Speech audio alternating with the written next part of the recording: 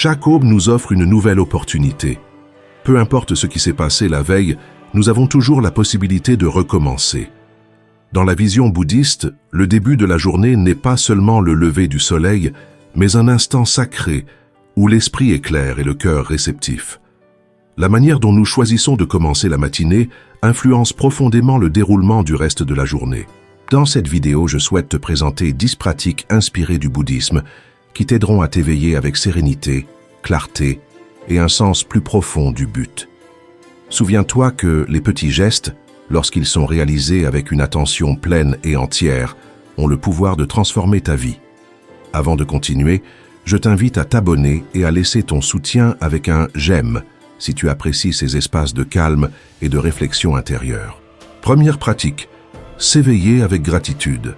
Souvent, dès que nous ouvrons les yeux le matin, notre esprit se remplit de tâches à accomplir, de préoccupations ou d'empressements, et nous oublions l'essentiel. Nous sommes en vie.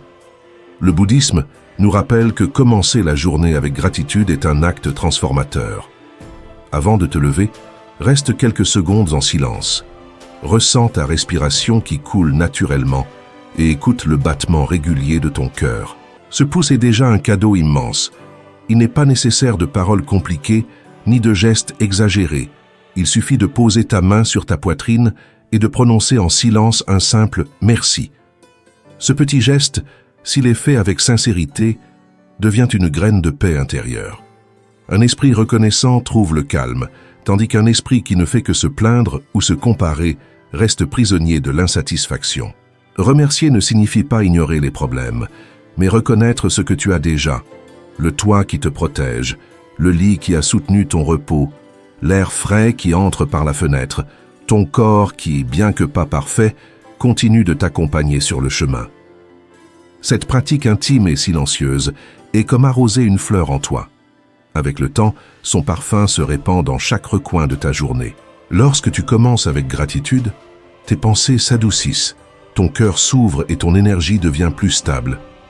Les défis ne disparaissent pas, mais ton attitude face à eux change. Tu apprends à voir des opportunités là où il n'y avait que des obstacles. Ce geste n'a pas besoin de public ni d'applaudissements, car il s'agit d'un dialogue secret entre toi et la vie, d'un pacte sacré avec le présent. Et si un jour tu l'oublies, ce n'est pas grave. Chaque aube t'offre la possibilité de recommencer. Deuxième pratique, respirer en pleine conscience. Dès notre réveil, l'esprit a tendance à s'emballer. Nous rappelons des tâches en suspens, des soucis non résolus, des émotions accumulées. Face à ce tourbillon, le bouddhisme propose une ressource simple et puissante, la respiration consciente. Respirer n'est pas seulement une fonction biologique, c'est le pont qui relie le corps et l'esprit, une porte silencieuse qui nous ramène au présent. En prêtant attention à chaque inspiration et expiration, l'agitation mentale diminue et la sérénité apparaît. La respiration consciente devient ainsi un outil pour commencer la journée en équilibre et avec plus de clarté. Au réveil, avant de te laisser emporter par la routine ou de regarder ton téléphone, consacre quelques instants à respirer calmement. Ferme les yeux, inspire lentement 3 fois et ressens comment l'air parcourt ton intérieur, remplissant tes cellules d'une énergie nouvelle. Puis expire doucement, comme si tu relâchais le poids accumulé durant la nuit. Tension, anxiété ou préoccupation. Bien que ce geste semble simple, il a un effet profond. C'est comme appuyer sur un bouton « pause » au milieu du bruit, un refuge bref qui te ramène à toi-même et te prépare à entamer la journée avec clarté et sérénité. Le bouddhisme enseigne que la respiration consciente est une forme directe de méditation. Tu n'as pas besoin de passer des heures dans un temple ni d'adopter des postures compliquées. Il suffit d'être présent dans l'acte d'inspirer et d'expirer. Chaque respiration devient une occasion de revenir à ton centre, de ressentir le miracle d'un processus qui se produit sans que tu le contrôles. Lorsque tu en prends conscience, quelque chose s'ouvre en toi. Le corps s'éveille doucement, l'esprit s'éclaircit et ton énergie s'aligne. Ces 3 respirations peuvent devenir ton rituel matinal. Elles ne coûtent rien et pourtant, elles transforment totalement ton début de journée. Même si les heures suivantes deviennent agitées, tu auras une ancre intérieure à laquelle revenir, chaque fois que tu en auras besoin. car ta respiration est toujours avec toi. Il suffit de t'arrêter, de fermer les yeux si tu le souhaites, et de la ressentir. Ainsi, tu ne changes pas seulement ta façon de respirer, mais aussi ta manière de vivre. Troisième pratique, établir une intention. Chaque nouveau jour est comme une toile blanche, et tu es l'artiste qui la peindra avec tes pensées, émotions et décisions. Le bouddhisme invite à consacrer un moment avant de commencer à dessiner pour formuler une intention. Il ne s'agit pas d'une liste de tâches ni d'objectifs extérieurs, c'est un acte plus profond, une déclaration intérieure sur la manière dont tu souhaites être et te relier à toi-même ainsi qu'au monde. Une intention est comme une boussole qui ne contrôle pas ce qui se passe à l'extérieur, mais qui t'oriente à l'intérieur lorsque la journée devient confuse ou difficile. Elle peut être simple, écouter avec plus d'attention, parler avec moins de précipitation, comprendre au lieu de juger, marcher avec calme, agir avec compassion ou rester présent même dans les moments difficiles. L'important n'est pas la grandeur de la phrase, mais son authenticité. Qu'elle naisse de ton cœur et non de la peur ou de l'exigence. Semer une intention, c'est planter une graine dans ton esprit. Et comme toute graine, elle grandira si tu la nourris avec attention au fil de la journée. Tu n'as pas besoin de la répéter constamment, ni de l'écrire sur un papier. Il suffit de t'en souvenir lorsque tu en ressens le besoin. Si, au milieu du chaos, tu sens que tu t'es éloigné de toi-même, respire, fais une pause et demande-toi à nouveau « Est-ce que j'agis comme je l'ai décidé ce matin ?» Cette habitude ne fera pas de toi quelqu'un de parfait, mais elle te rendra plus conscient. Elle te donnera une direction et t'aidera à prendre des décisions cohérentes entre ce que tu penses, ce que tu ressens et ce que tu fais. Consacre quelques secondes chaque matin à te tourner vers l'intérieur et à choisir sincèrement comment tu veux vivre cette journée. Tu n'as pas besoin de belles paroles, seulement d'honnêteté. Quand tu commences avec une intention claire, chaque pas prend du sens et cela devient déjà une façon de t'éveiller. Quatrième pratique, lâcher les attentes. En ouvrant les yeux, l'esprit a tendance à se projeter en imaginant comment la journée devrait se dérouler, que rien n'échoue, que tout se passe comme prévu, que les autres agissent comme nous le désirons et que le corps réponde avec énergie. Mais la réalité suit rarement ce scénario, et lorsqu'elle ne le fait pas, la frustration apparaît. Le bouddhisme enseigne qu'une grande partie de la souffrance ne vient pas de ce qui arrive, mais de ce que nous attendions et qui n'est pas arrivé. Se libérer des attentes ne veut pas dire abandonner ses rêves ou ses objectifs, mais apprendre à avancer avec une direction sans rigidité, en permettant à la vie de révéler son propre cours. Lorsque tu relâches le besoin de contrôle, tu crées de l'espace pour la surprise, l'apprentissage et une acceptation plus sincère de tes limites et de ton humanité. La journée n'a pas besoin d'être parfaite pour avoir de la valeur. Peut-être que quelqu'un n'agira pas comme tu l'espérais, peut-être qu'un retard ou une erreur croisera ton chemin, et pourtant, tu peux trouver de la beauté et de la sérénité si tu choisis de vivre dans le présent. Le bouddhisme nous invite à imiter le bambou, ferme dans ses racines, mais flexible face au vent. Le bambou plie, mais ne se brise pas. Tu peux commencer chaque matin par un rappel simple. Aujourd'hui, je laisse de la place à ce qui viendra, même si ce n'est pas comme je l'avais imaginé. Ce n'est pas de la résignation, c'est de la sagesse. C'est préférer la paix à l'illusion du contrôle et faire confiance qu'en dépit des changements de route, tu peux continuer d'avancer avec calme et dignité. Pratiquer cela chaque jour est un acte d'humilité et de courage intérieur, car cela te libère du poids d'exiger que tout corresponde à tes attentes et t'invite à accueillir la vie telle qu'elle vient. Dans cet abandon doux et conscient naît une paix véritable. Une paix qui ne dépend pas de l'extérieur, mais qui jaillit de l'intérieur de toi. Cinquième pratique, médite, ne serait-ce que quelques minutes. Nous vivons dans un monde où le bruit commence avant même l'aube. Et c'est pourquoi s'asseoir en silence quelques instants n'est pas un luxe, mais un besoin de l'âme. Il n'est pas nécessaire d'y consacrer de longues heures, ni d'avoir un lieu spécial. 5 minutes de pleine attention suffisent pour faire la différence dans ta journée. Le but de la méditation n'est pas de vider l'esprit, comme beaucoup le pensent, mais d'observer ce qui est là sans fuir, sans juger, sans intervenir. Assieds-toi le dos droit, ferme les yeux et respire doucement. Ressens le contact de ton corps avec la surface où tu es assis. Observe l'air entrer et sortir. Laisse les pensées, souvenirs ou émotions apparaître et disparaître, comme des nuages qui traversent le ciel. Le bouddhisme nous rappelle que méditer ne signifie pas cesser de penser, mais cesser d'être entraîné par ses pensées. C'est comme s'asseoir au bord d'une rivière et regarder l'eau s'écouler sans plonger dedans. En le pratiquant, tu découvres que ce silence n'est pas vide, mais un espace plein de vie, où tu peux t'écouter sans distraction, te retrouver sans masque et te reposer dans le présent.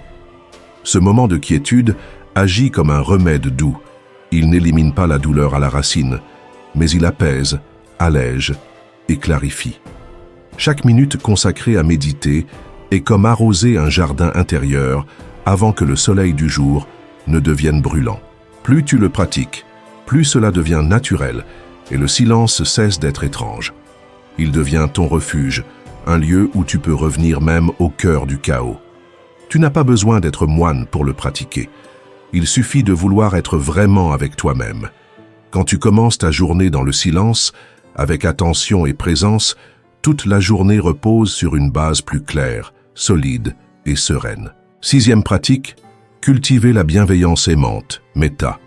Chaque matin, tu as l'occasion de semer en toi une énergie différente, non pas celle qui naît de la hâte ou de l'obligation, mais celle qui vient d'un désir sincère de bien-être pour tous les êtres.